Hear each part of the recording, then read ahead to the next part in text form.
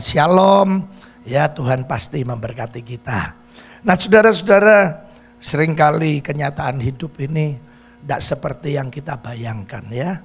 Tapi saya mau katakan, kita setiap saat butuh mujizat Tuhan. Saudara, mujizat itu jangan selalu diartikan sesuatu yang mesti spektakuler ya. Kalau saudara sakit, bisa bersyukur, itu buat saya sudah mujizat. Kenapa? Sulit orang sakit bisa berterima kasih, bersyukur sama Tuhan. Saya percaya mungkin ada di antara saudara ya yang mengalami kebangkrutan. Tapi saudara masih bertahan, tinggal hidup benar bersama Tuhan. Buat saya itu mujizat saudara ya. Nah saudara-saudara, selain tentunya saudara butuh sesuatu dan Tuhan melakukan kebaikan itu. Nah saudara, kenapa kita butuh pertolongan Tuhan mujizat ini? Supaya saudara dan saya terus bisa dijaga hidup di dalam kebenaran, hidup di dalam kekudusan. Sebab saya percaya pertolongan Tuhan mujizat terjadi waktu kita hidup berkenan sama Tuhan. Nah saudara, satu waktu setelah pandemi, anak saya Belin mau kembali ke Aussie Australia, kemudian dapatlah visanya. Sangat sulit mendapatkan pesawat ke sana saudara, karena itu hanya berapa hari setelah dibuka oleh pemerintah Australia. Saya lupa ya harinya, berangkat itu Kamis kalau nggak salah ya. Jadi saudara, hari Sabtu sebelumnya saya pulang dari luar kota melayani, Belin bilang, lupa tenggorokanku, kepalaku kok sakit ya. Loh Bel, kamu wis mau berangkat loh. Saya lupa hari Selasanya, 3 hari berikutnya atau Rebunya itu harus apa namanya itu diperiksa ini, di swab. Iya, ya saudara. Loh, doa wis Bel, lah ya apa? Ya kalau di swab hasilnya positif ya tidak berangkat, hilang tiketnya, hangus ya. Saya antar saudara ya, antri ya, karena swabnya pakai drive thru. Di dalam mobil ini batuk terus Bel. Waduh, ya saya doa, istri saya doa, Bel, waduh ya apa ini, wis doa wis Tuhan tolong ya. Ya yang dilihat semua gejalanya, waduh ini ketoknya ya positif ya. Tapi saya berdoa, Tuhan ini nanti kurang 2 hari berangkat, hangus ini tiketnya, sudah susah nyari tiket. Terus di swab ya, wis kamu doa wis ya. Nah saudara, karena di Prodia waktu itu dikirim lewat WA ya. Terus hasilnya malam keluar, puji Tuhan, negatif saudara ya. Akhirnya saya pesen nih, Bel, kamu bawa apa sing kira-kira gak watuk di pesawat ya. Soalnya batuk terus ya, gatel tenggorokan saudara. Ya puji Tuhan, sampai di Aussie, seminggu kemudian ngabari, Pak aku kena COVID katanya ya. Gak apa-apa wis sampai di Aussie saudara ya. Nah saudara-saudara, kadang yang kita lihat, waduh gak cocok ini ya. Ini gak benar ini. Tapi saya percaya saudara ya, Tuhan itu baik. Ya hari ini apa yang menjadi kebutuhan kita, apa yang menjadi keperluan kita, Tuhan masih bisa melakukan pertolongan buat kita. Mari kita baca dulu satu ayat yang disukai jemaat. Ayat apa? Ayat terakhir ya, Yeremia 32 ayat 17. Yeremia 32 ayat 17. Nah, mari Bapak Ibu Saudara yang baca ya. Ini Yeremia yang ngomong sama Tuhan ini. Ya. 2, 3. Ya, sesungguhnya Engkaulah yang telah menjadikan dengan kekuatanmu yang besar dan dengan lenganmu yang terentang.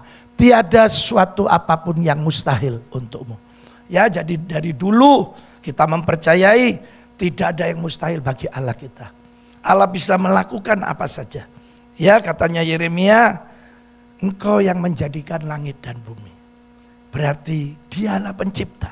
Saudara, kata mencipta dari tidak ada menjadi ada. Mungkin hari ini saudara merasa saya belum punya pekerjaan, ya saya belum bisa melayani. Saudara percayai Dia Allah pencipta, Dia bisa sediakan pekerjaan buat kita. Dia bisa buat kita melayani Tuhan. Ya mungkin saudara belum dapat jodoh, saya belum dapat, belum ada. Ya menurut saudara belum ada. Tapi karena Dia Allah pencipta, Dia bisa menyediakan jodoh yang terbaik buat kita. Nah saudara, karena Dia pencipta, dari tidak ada aja bisa dijadikan ada. Apalagi sudah ada. Ya saudara, saya percaya Tuhan akan melakukan sesuatu yang lebih dahsyat. Waktu saya di rumah dulu menerima teman saya, karena waktu saya doa ini saya lihatan teman saya. Sudah lama ya, sekian puluh tahun tidak ketemu. Teman SMP, teman SMA. Kok ketok wajah ya? Saudara, berapa hari kemudian datanglah hamba Tuhan dari lokasi daerah tempat teman saya itu. Saya bilang, saya punya teman di sana. Namanya ini.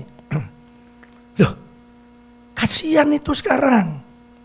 Terus saya kasih alamat, tolong kalau ketemu suruh ke tempat saya. Ya saudara, akhirnya telepon, saya lupa ya, mungkin jam 10 malam atau jam 11. Saya sama istri jemput di terminal. Waktu saya jemput kaget saya. Seminggu tidak mandi sudah.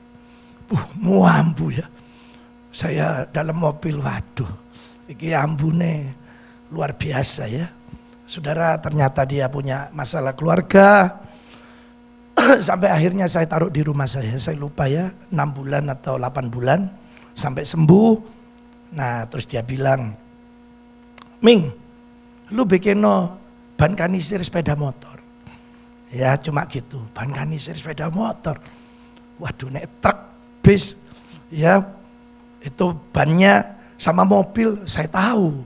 Adalah kanisir itu.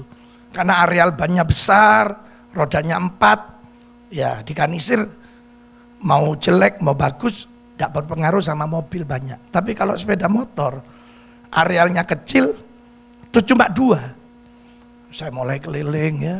Akhirnya di perempatan Rampal itu, malam-malam itu, saya lupa jam berapa ya, sekitar jam 9-an, kok ada tambal ban. Saya tanya, Mas, ono enggak kanisir sepeda motor? Ono om, sing ono ya kayak aku ngene om. Jadi dipanasi ping 4, jadi 1/4, dipanasi lagi 1/4 ya. Oh ngono, terus lain nih. Ya cuma dibatik, nek bane apik ya diukir iku. Cuma nek hujan licin, soalnya wis gak ono kasar-kasar.